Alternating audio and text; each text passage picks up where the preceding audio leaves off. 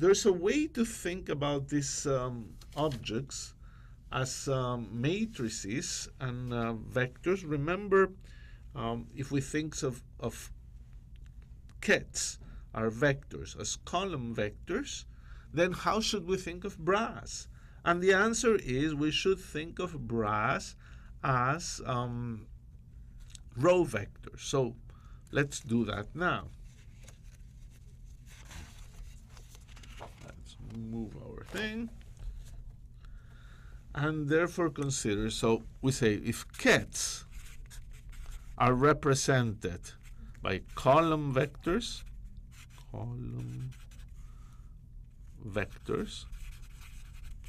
then brass are row vectors. Let's see that. Suppose you have a vector A, and now it has A1 up to AN, and a vector B, which is B1 up to Bn. Well, you remember what the inner product is. If you take A, B, which is the inner product, already in the bracket notation, it's nothing else but A1 star B1 all the way up to AN star Bn. Now, if we think of A, the bra A, as the row vector A1 star up to AN star, then A dot B would be, this bracket would be represented in the matrix sense as A1 star up to AN multiplied by B1 up to Bn. And the answer is this thing here. So if you want to think of kets as column vectors, and then brass must be row vector, because a row vector multiplied from the left on a column vector is a number, and it's in fact the number that we want. So this is the concrete way in which you can think of brass and kets as row vectors and column vectors. And the way to construct the row vector is to take the column vector, map it into a row, and complex conjugate all the entries. So that's a neat way of thinking concretely about these objects.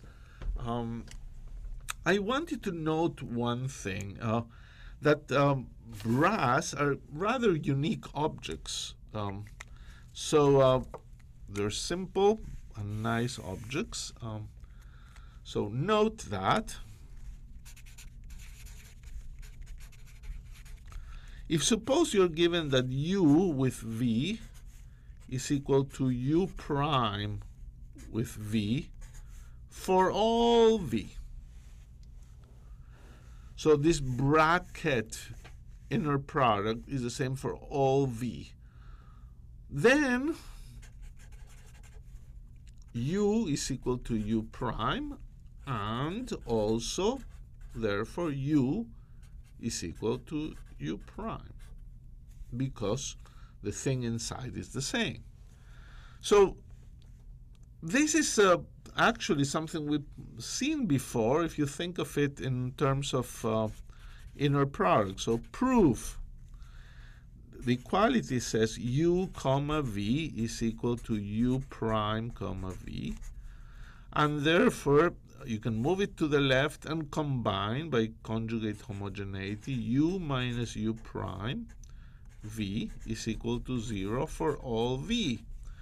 Therefore, you could choose V to be U minus U prime, and you would have that U minus U prime has an inner product that is 0 with itself, which means, in fact, that U minus U prime is 0,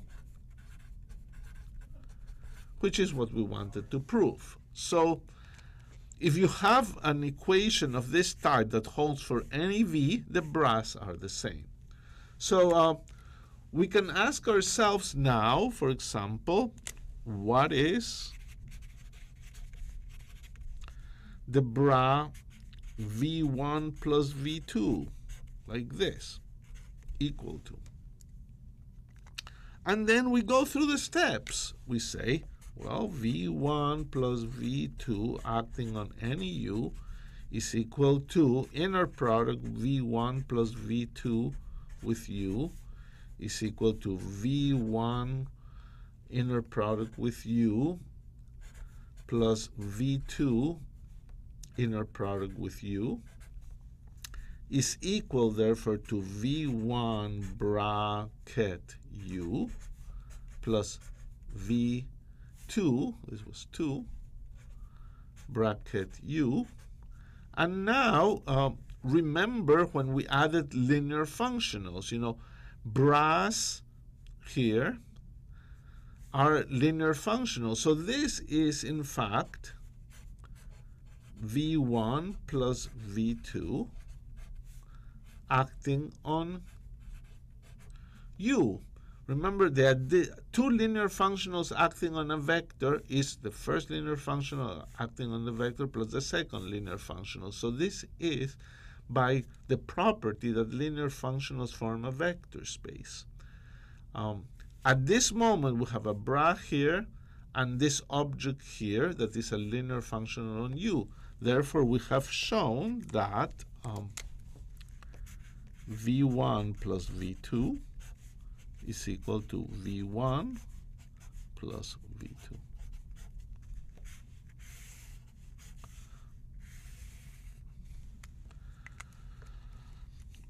A second question, what is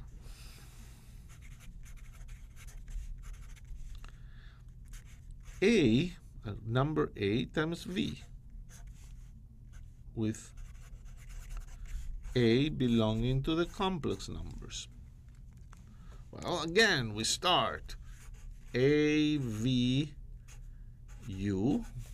is equal to inner product of AV with U is equal to A star VU is equal to A star V acting on U. So as a linear functional, this AV is the same as A times V. So here we go. That's another neat formula. AV is really equal to A star V.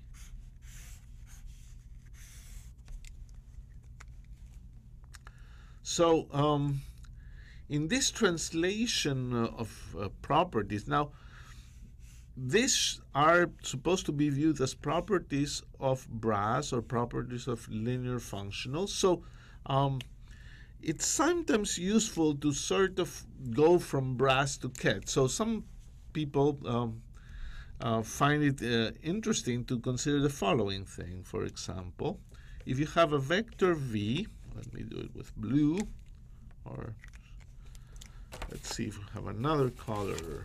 Let's do another color, green. Let's see how it looks. V equal to A1 V1 plus A2 V2. Well, as a ket, you would say V is A1 V1 plus A2 V2. And you're perfectly happy with this because this is how you treat vectors. Now, if you think of the dual space, what is V? Well, V is this, so this is A1 V1 plus A2 V2. I've just copied what the label was. But now we have our two properties that are pretty useful that allow us to deal with this. So first, that you can break a plus, and then you can take the constant. So this is equal to A1 star V1 plus A2 star V2. And the comparison between these two objects is kind of interesting, is how you pass from a ket to a bra. So if you have a ket associated with a vector v, this ket, and you want the bra associated to the same vector, labeled by the same vector, Then you obtain it, if you have a sum, by complex conjugate every coefficient and turning each ket into a bra.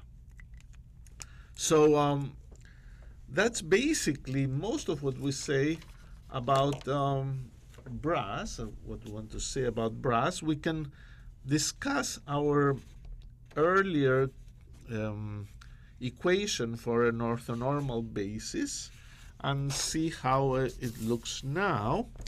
So when we had an ON basis,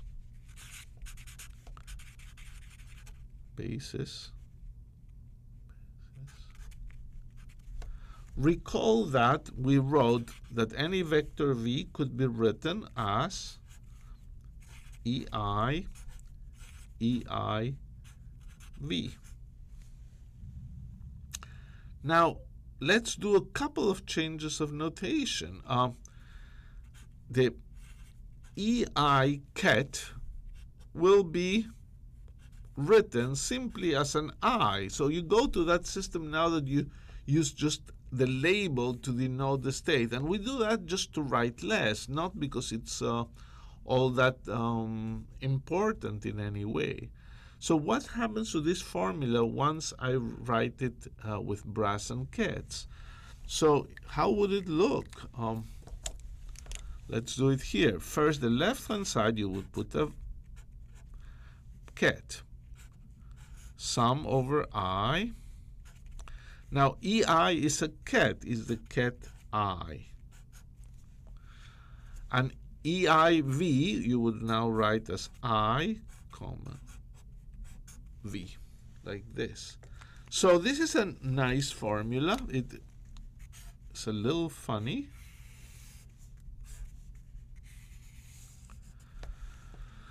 It's a sum over the orthonormal bracket combinations in order to find